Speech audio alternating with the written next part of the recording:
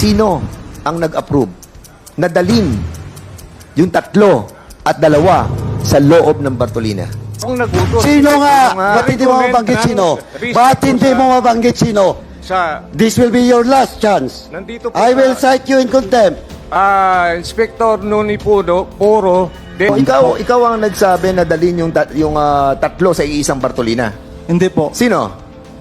May advice po si Sir Jerry na... Sino may advice? May advice po si Superintendent. So may advice si Superintendent na Opo. ipasok sa isang Bartolina yung 5. Opo. O yun. O sabi mo kanina, Warden, wala kang alam. Hindi mo responsibilidad yon. Hirap magtahi-tahi ng kasinungalingan. Hindi Di ba? po ako Alam mo, nakakalungkot. Dahil pinagtatakpan mo yung pagkakasala ng pagpatay doon sa 3 Chinese national. Sabihin na nating pinakamasama na silang tao sa buong mundo. Pero wala tayong karapatan na maging bahagi tayo para magbuwi sila ng buhay. Ano ba yon, Warden? Hindi ka ba nakukonsensya? Hindi ka nakukonsensya? Ha? Nakakonsensya po. Nakukonsensya ka? Opo. So, ano ngayon nakukonsensya ka na? Pero wala po akong kinalaman sa nangyaring patayan. Paano ka na wala kang responsibilidad samantalang sinasabi mo that you have this final approval? Mr. Chairman, I think this person is lying to his death. At nakita naman po natin that kanina sinasabi niya na hindi niya level yung responsibilidad na yon, and now he's changing his testimony na yung final approval nasa kanya because si Senior Inspector Nono Poro told us na ang final approval lies with the warden, which is the right procedure. In any institution, in any agency, it's always the head who have the responsibility of all what is happening in his agency. And that's the reason why, Mr. Chairman, I believe that this person will always lie in this committee. Confirm that you were able to talk to Cassie together with Attorney Harry Roque? Your Honor, yes. She went to the office together with, as I had narrated this before, together with Attorney Harry Roque sometime in July 2023. So, noong July 2023, and after that, will you confirm also that she paid the amount that was due to that company, the Lucky South 99? On that same day, so it was mali po yung, Your Honor, yun, iba po yung deposit slip na pinakikita ninyo earlier. I know. Opo. These deposits are Yun na after. po yung succeeding Yes, deposit. correct. On that day, July 24, July 26, 2023, they made 2 payments on that day that we met. One in the amount of $50,000 US dollars, paid in cash, and the other in the amount of $153,000 US dollars. So that is the first payment. 2. First payment. So a total of $203,000 US dollars po on that day that we Okay. met. Will you confirm that, Cassandra, that you paid that? We will. Don't be afraid. Huwag ka matakot. Basta makikooperate ka lang sa kongresong ito. We will not be adverse sa'yo. Pakiulit po.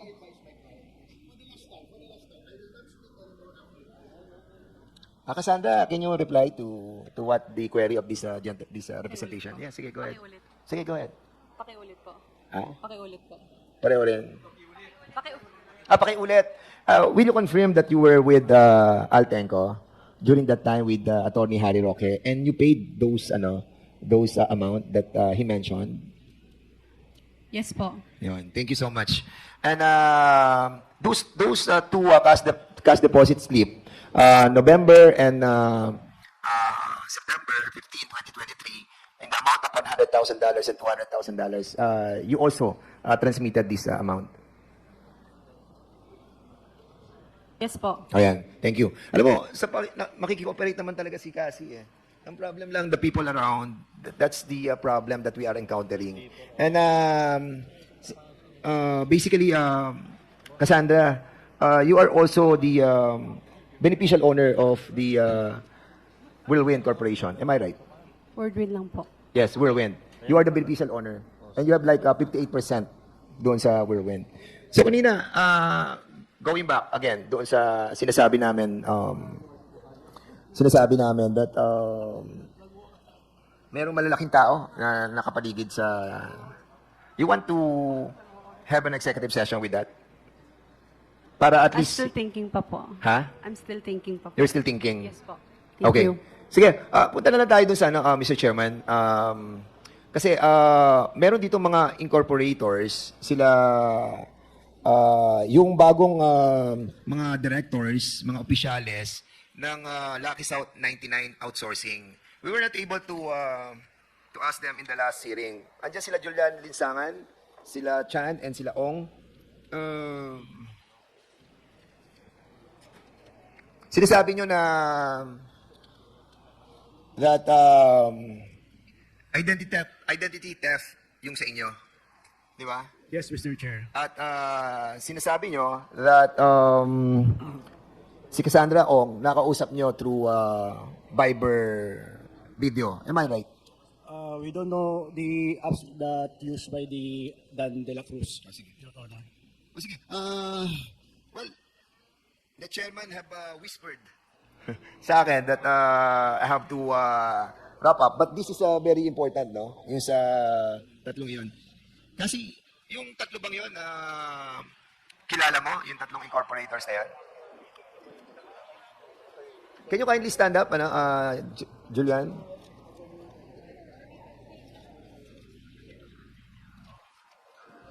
Kilala mo ba, Kasi? Hindi po. Pero... Pamilyar? Naka-video call ko yata. Naka-video call mo sila? I think one time through Dan. And you were trying to tell us, no, you can sit down. Julian, ano ka legal researcher ka pala, no? Yes, Your Honor. Legal officer ka rin ng Mighty Corporation. Before, Your Honor. Yes, and legal consultant ka din ng Legendary Fireworks. Yes, Your Honor. Okay. So in other words, you are all qualified to be a official of this corporation.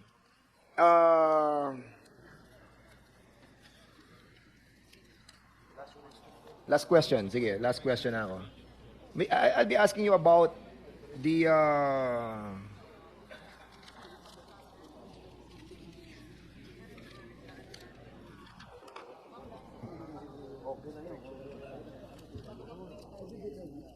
itong tinatawag nating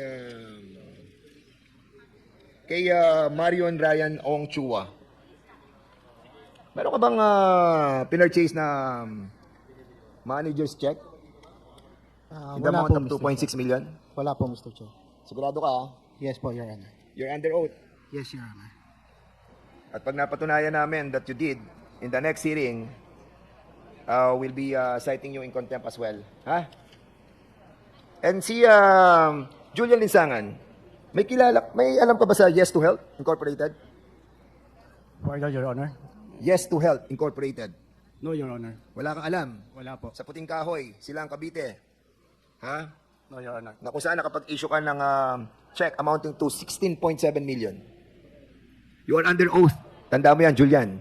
No, You are under oath. 16.7 million.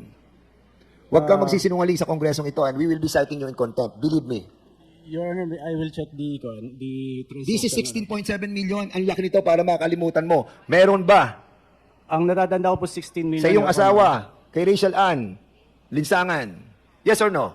Your Honor, ang natatanda ko po sa transaction na yan, meron pong nabentang property na ako yung authorized representative, Your Honor. Okay, sige. I'm telling you, 16.7 million. Yes, Your Honor. Yun po yung...